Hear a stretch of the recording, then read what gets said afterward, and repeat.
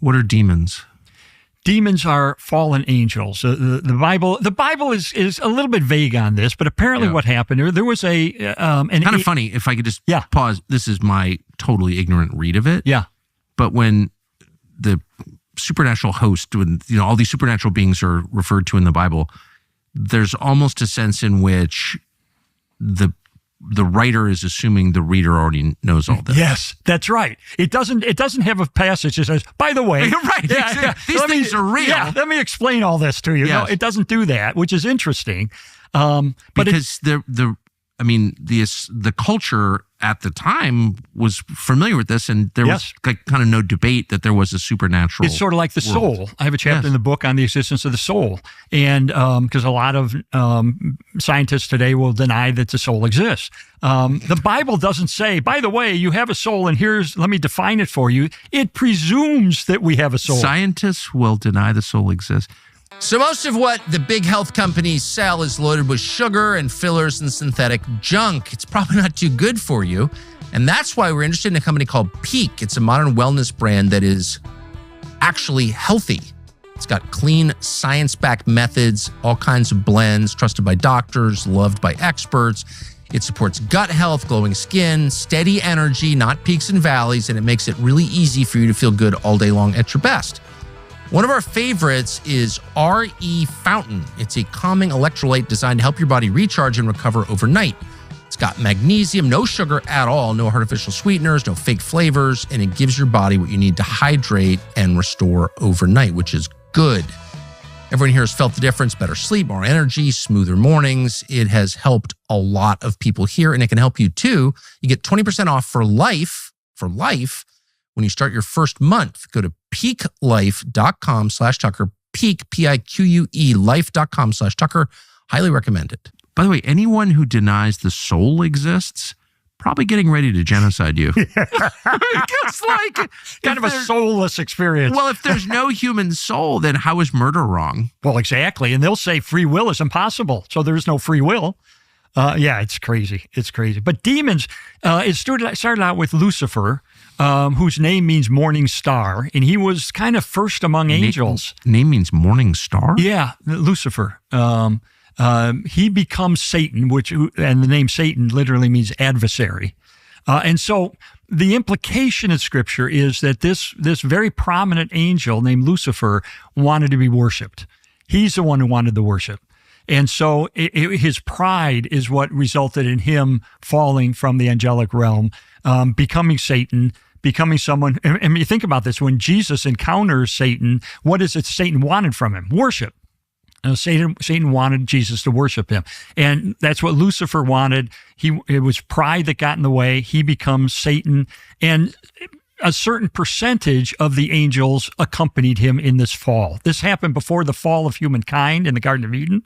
So this predates that. We don't know how many angels accompanied him, but there are a lot of angels.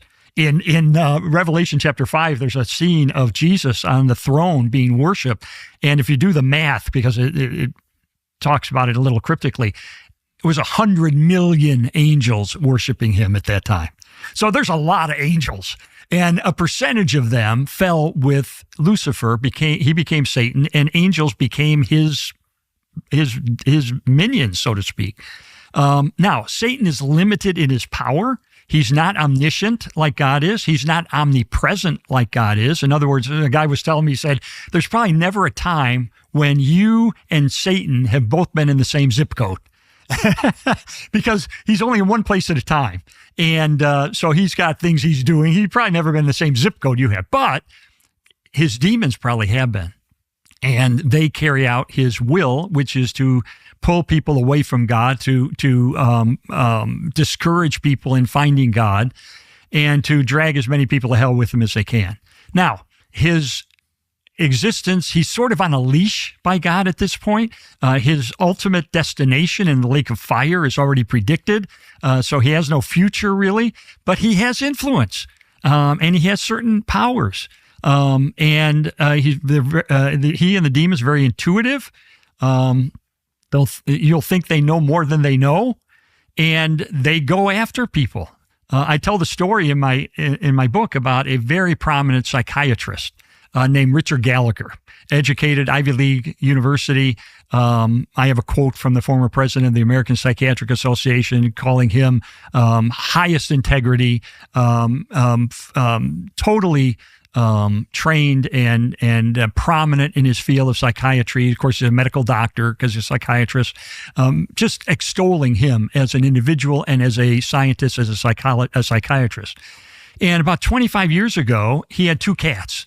And they got along great. They slept together. They played together. Everything was fine until one night, the cats started to attack each other viciously. I mean, they're trying to kill each other. They're clawing each other. They're snarling each other. They're biting each other. It was unbelievable. And they pulled them apart and put them into separate rooms and thought, what in the world was that all about?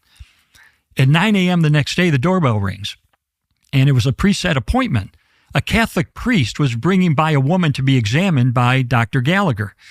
She claimed that she was a high priestess of a satanic cult.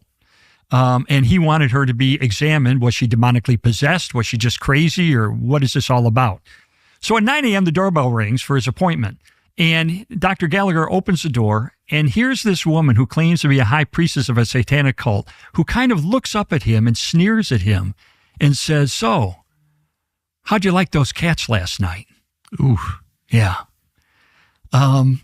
There's something going on. And that took him on a journey where he, as a psychiatrist who understands what mental illness is and comes to understand what demon possession and demon oppression is like. He spends the next 25 years as kind of the go-to guy in the medical realm for exorcists of the Catholic faith.